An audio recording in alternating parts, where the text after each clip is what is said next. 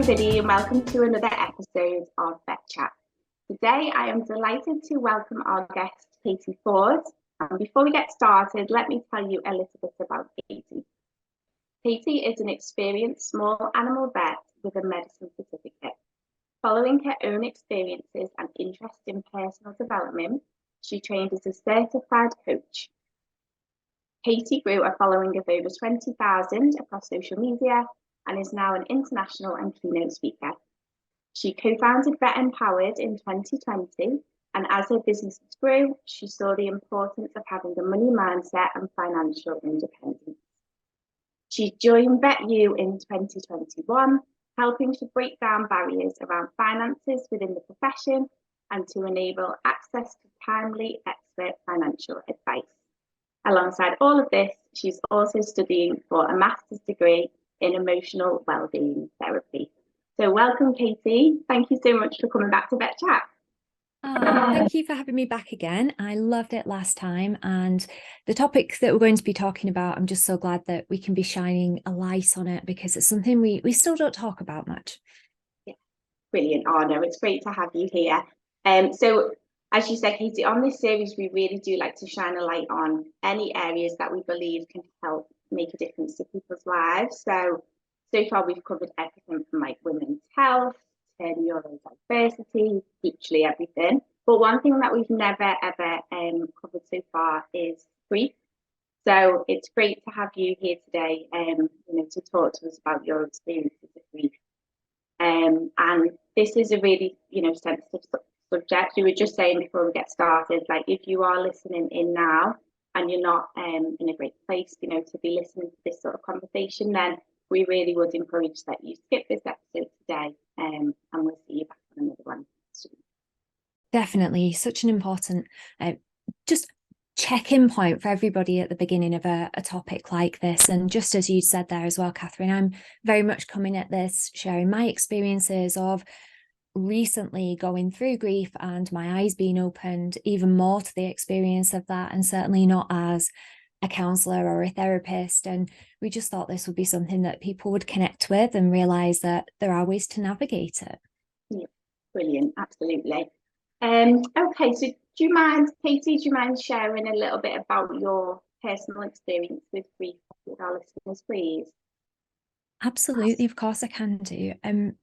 The main sort of area that I'd be talking about is my dad died back in 2021, very unexpectedly, just after London Vet Show. So I was down at London Vet Show in the evening on the Thursday night when everyone sat around drinking their Prosecco and whatever's being given out. I received a phone call from my mum, and my first thought was, she's going to be ringing me about one of the dogs. I'm sure this happens to everybody. There's certain people, family members, loved ones, whoever, and I think, I wonder what one of them's done now. Oh my goodness, I'm in London. What am I going to do about it? Who is the back home that I'll be able to get to help her? And as I picked the phone up, she said, your dad's not very well. He's had to go to A&E. They've kept him in.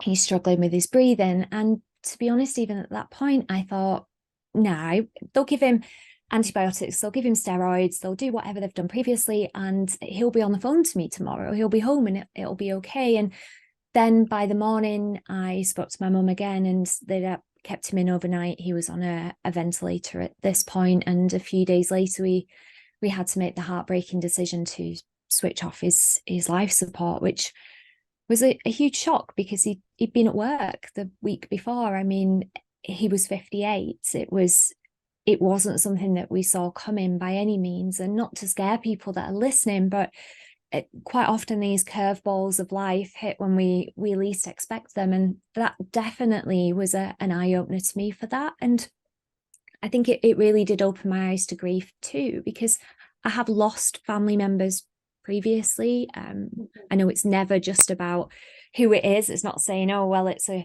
whichever member of the family, therefore it affects us less. It's about the relationship we have with that person. But that was an eye-opener for me for the next 18 months. It's been of navigating that process of understanding my dad dying so suddenly. Yeah, absolutely. Oh, I'm so sorry for your loss as well. That must have just been such an awful time. And it sounds like it just came from absolutely nowhere. Yeah, definitely. Yeah. Okay. And how has it kind of shaped your perspective of grief, having gone through something like that? Has it sort of changed how you feel about the whole area? Definitely. As I said already, I have had people that have passed away close to me, family-wise, that I understood grief in a different way. And I think what this really taught me is that every time that we grieve is potentially different, that different people grieve in different ways.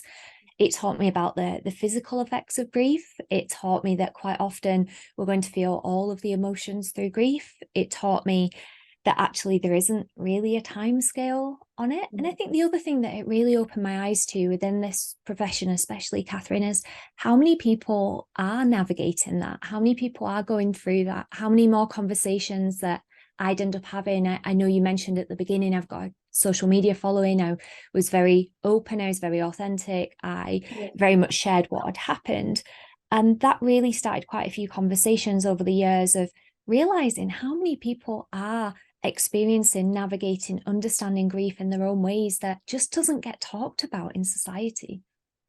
Yeah, absolutely. I actually remember around about the time, and I remember you were posting on your Instagram, and I remember dropping you a little message on there about it all. And I thought it was great the way that even though you were going through such a really awful time, you were being so authentic and so transparent with everything that was going on. And that's wonderful that you got so many messages about that as well at the time. Oh, thank you. And I always remember your message as well, Kathryn. And I remember so many kind things that happened at that point. And whilst none of them take away that discomfort, none of them take away what happened, realizing that people are thinking about you. And I remember the webinar vet team very kindly sent some chocolates and some flowers across, which was really lovely. There were so many people that actually reached out and sent some kind words. And as you've said, you realized at that point how many people have experienced something similar. And that's why I really wanted to share it in an authentic way, just to say, look, I'm not going to sit here and pretend this is a great experience or that I'm learning a big lesson from this. But also I want to kind of shine a light on grief. And I feel fortunate that I'm in a position with a following and I felt safe enough to be able to do that. Brilliant. No, that's great. How would you define grief? Like if somebody asked you, how would you define grief? Is it the same now as you would have said before? That is a really good question. And I think the way that I define grief now will be the processing of an entire relationship that's come to an end. And I think that quite often we talk about grief just when people have died. Sometimes grief is when there's been a big change in our life and we're grieving something else. That might have been a relationship, that might have been a stage of our life or a role. I think previously I probably would have defined it as just sadness, but I now know there's so much more to it than just one emotion that comes up. Yeah. Do you think there are some common misconceptions or misunderstandings that people often have about the whole grieving process? I definitely do. I think the first one is that people almost think that we have this timeline that we will grieve for 6 months, or we'll grieve for 12 months, or we'll grieve for 3 years, or 3 weeks, or something, that we will have this really well-defined timeline of what happens and how we feel at each stage. Because, and again, from the master's degree that I'm doing, there are stages technically of grief, but they're not as linear as they look. I searched for a long time trying to figure out what was happening in terms of, okay, am I going through an anger stage right now? Am I going through a denial stage? Will this be lasting for 6 months? Will this be 12 months? Am I early in the journey? Am I late in the journey? I don't. And the answers just aren't as linear as we think, and they're different for everybody. So I think that's probably one of the first misconceptions, is that it's a neatly defined process that we go through step by step and it's going to be laid out like this. I think one of the other misconceptions I touched on already is that it's just about being sad. Actually, when we grieve, we can experience so many different emotions. I also think that sometimes there's this idea that when we're grieving, it's some sort of an illness, or we're not well, or it should be healed in some way. But actually, it's something that we're learning to understand and live with and process, that nearly everybody that's listening to this at some point is going to grieve somebody, yet we still don't talk about it. And there is almost this idea that once we've got past the funeral, or maybe a few weeks, a few months down the line that people suddenly don't grieve anymore. But under the surface, I think everybody that does grieve kind of has this nod to, oh yeah, no, it doesn't just last 6 months, it continues. So I think they'd be my most common misconceptions that I've come across, certainly. No, that's so true. I think as well, like you can, like I lost my dad, as you know, in 2017. So I was 30, I think, so really young, you know, like yourself. And I think I kind of, after the funeral and stuff like that, threw myself into work, and then I got pregnant, and it was just very busy, and kind of, you go over things, you know, you just keep going and going. And then I think sometimes just the littlest thing can just trigger something, and you kind of think, you kind of get brought right back to where you were right when it happens. So yeah, I completely agree.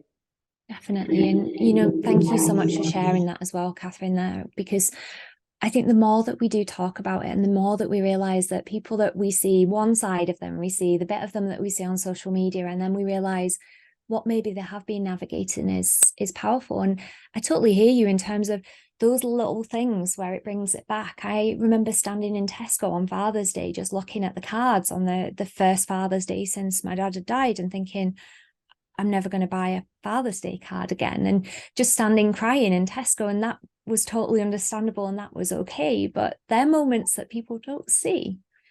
Yeah, absolutely. Yeah, I know it's really tough, isn't it? When it's just triggered from nowhere, it can literally be anything. Yeah. Certain songs, Yeah. like you said, we might notice something that I remember. My dad was in the building trade, so he did a lot of work on my house, and we ended up with a leak in our porch. And my first thing would have always been to ring my dad, because he'd be straight there, he'd sort it out, he'd have some tools, or he'd have a friend, or he'd have someone that was going to come and do it. And I just sat and thought, well, what do I do? Like, who do I trust with this? How do I know who I should ring? And for anyone that's not had a father that steps in and does that, would be like, well, of course, you go to this person and you do this. But I never had to. And that was the moment of, oh, actually, this is just another highlight or a mirror held up as to what a loss that has been for me. Yeah, absolutely. So yeah, loads of emotions happen, don't they, as you're kind of going through the grieving process. Is there any emotions in particular that you'd like to share that you felt that you went through, and kind of how you sort of navigated through them? Yeah, definitely. I mean, I feel like this is a really interesting topic in itself, because when my dad first died, there was a lot of sadness. There was sadness of all the things that I wish that I'd said to him. There was sadness of the things that I felt like he might have then missed out on. There was sadness for my mum because she'd lost her own mum earlier that year. There was sadness for the idea that my dad was no longer there. And then as time went on, I started to experience other emotions. And to be honest, we actually had quite a complicated relationship, which there was all sorts went on for my dad, which then actually changed probably how he acted around me many times. And that was a point for me to start to navigate further into that grieving process, where there was almost some like anger and resentment. There was some guilt that came up too, because I'd not always shared everything about what I'd done in my business and in my career with my dad. And actually, it was as time went on that those other emotions started appearing. So I think it's just really important for anyone that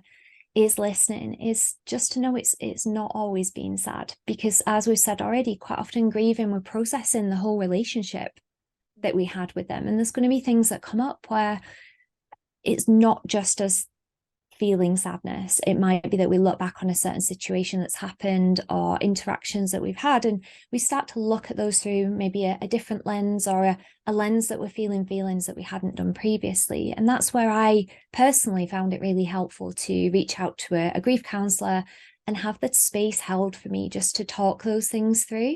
Yeah. Rather than, as much as absolutely we can speak to friends, we can speak to other loved ones, other family members, the other people around us, but sometimes having a professional on board that can hold that space, that can listen to you and ask the questions that help you to, like you said, process those emotions, then that is worth its weight in gold. Because otherwise, if we've got people that inadvertently say, oh, I don't know, you must be so sad, And in that moment, you're not feeling sadness and you think, well, no, actually, I'm not sad right now. I'm quite frustrated or angry. Should I be feeling sad? Maybe I should be feeling sad. Yeah. Then that doesn't always help. So actually taking the judgment off if people do say that to us, because they're doing the best and they're trying to be kind to us. But whatever people do feel, it's okay in that moment if that's what you feel. And if it's all feeling very complex and very mushy and there's different emotions everywhere, then that's where the value can come for, is just having somebody that will professionally hold that space for us to understand it. That's so true, because I think what I found was people didn't really know what to say. Like friends and family, they're there, but having a professional kind of, guiding you through these conversations, I bet was really helpful during the time when you were going through everything. Yeah, definitely. And it can be underestimated as well. I think almost there's this connotation of, oh, well, people have died previously and I've been fine with it then, and maybe I just need more time. But I'd say if it is something that's really causing people discomfort or they're not sure what to do with it, then actually having someone just to soundboard and listen to you, like you said, can be really helpful. And just as you've touched on there, Kathryn, too, because as a society we don't talk about grief much, we don't often know what to say. And I think for anybody that's listening, that might be a good place for us to kind of segue to, be thinking about what you can say to people and what can be helpful in those moments, because there's loads of good resources out there too for this. No, absolutely brilliant. While we're on that, what sort of resources did you find helpful, or would you recommend that people go and have a little look at if they are struggling at the moment? First of all, from sort of 2 points of view, the first one would be if you're trying to help somebody else that's grieving.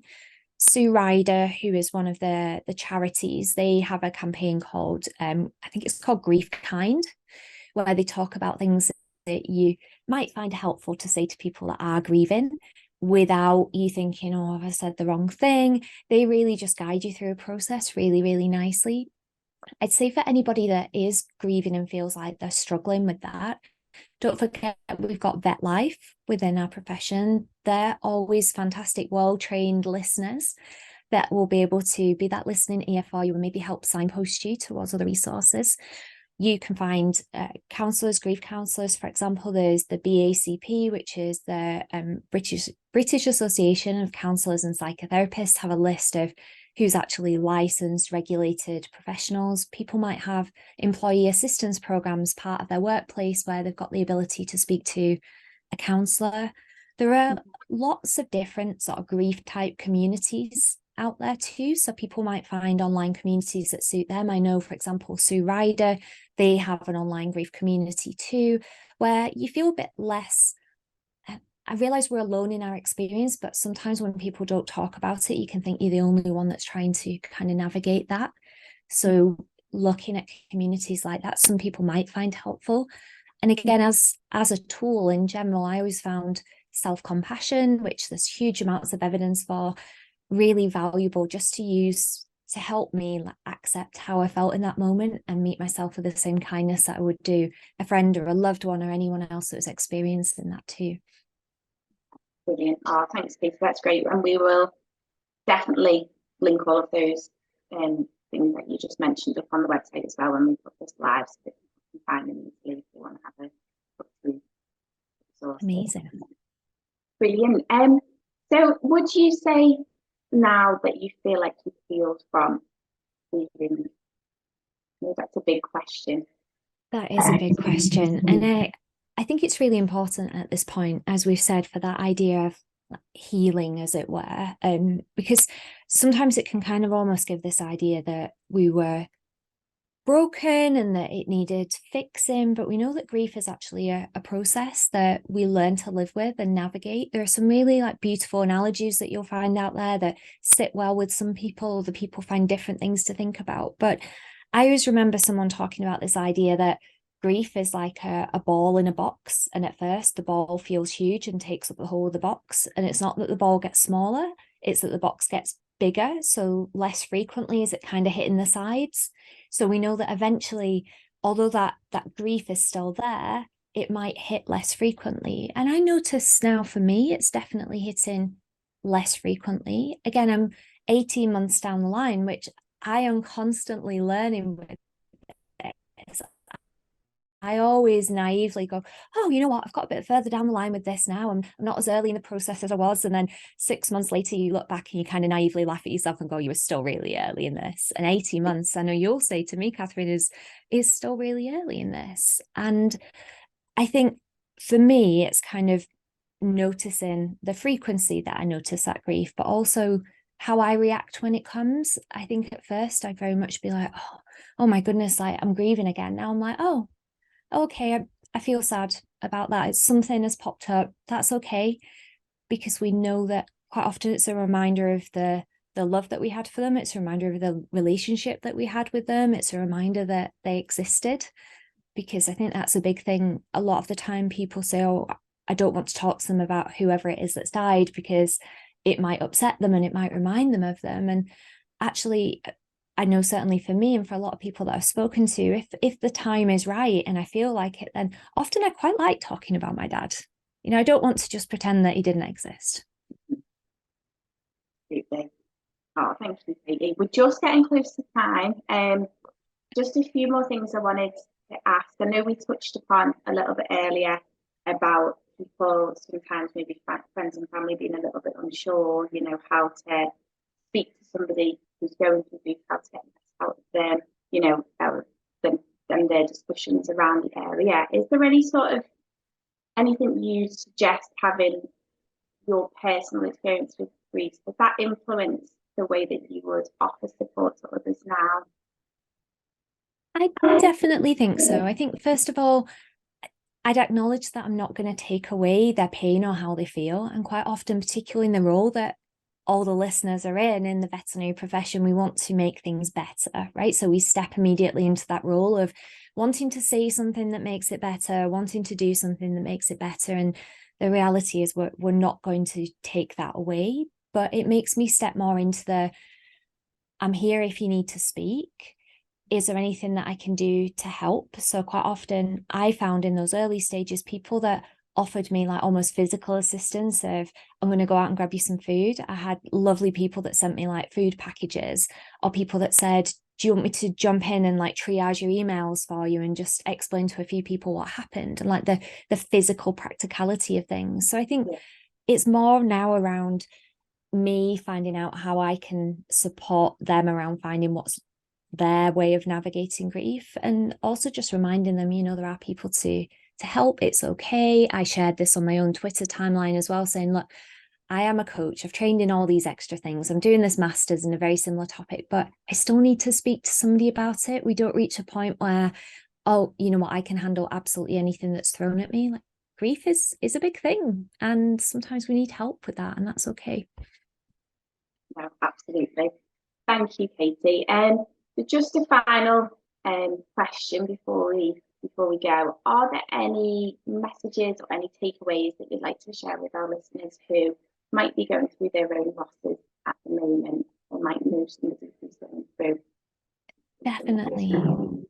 I think the biggest thing that I'd say, and I wish that someone had said to me at that point, is like, take the judgment off yourself about how you're grieving, and let's not compare it to how you think you should be grieving and how you think you should be navigating it, because your grief it's unique to you, and there will be different things that help you. And if you're struggling with it, reach out for some help and some support so that someone can hold that space to help you navigate that. And yeah, just be gentle with yourself as we would be to other people that we loved.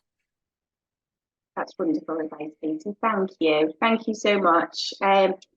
It's flown by our conversation.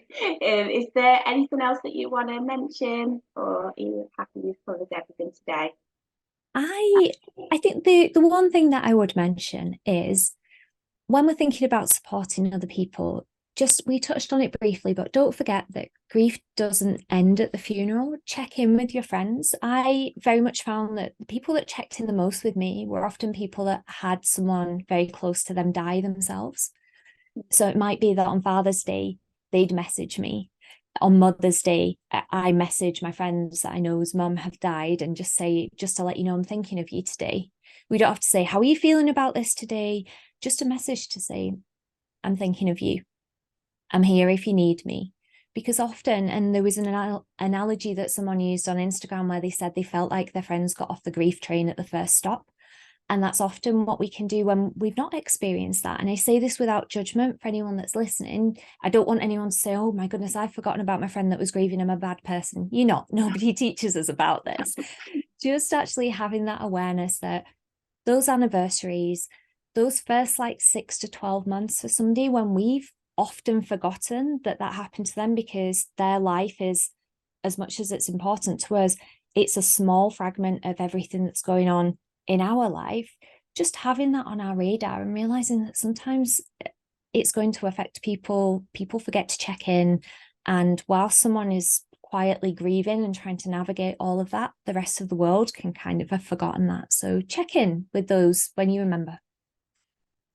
Brilliant. Oh, Katie, that's wonderful. Thank you. And thank you so much again for being here today and for sharing your story. I think it's, the emotions and everything that you've talked about, I think will really help so many people who are listening. So, and I think what you said about healing, it just takes time. Everybody's on their own journey, going through it at their own pace, is really important for everybody to remember as well. So thank you so much for joining me. And yes, all the resources that people might find helpful, we will link back to our website as well. Oh, thank you so much for having me. No problem. Take care. See you soon. Bye.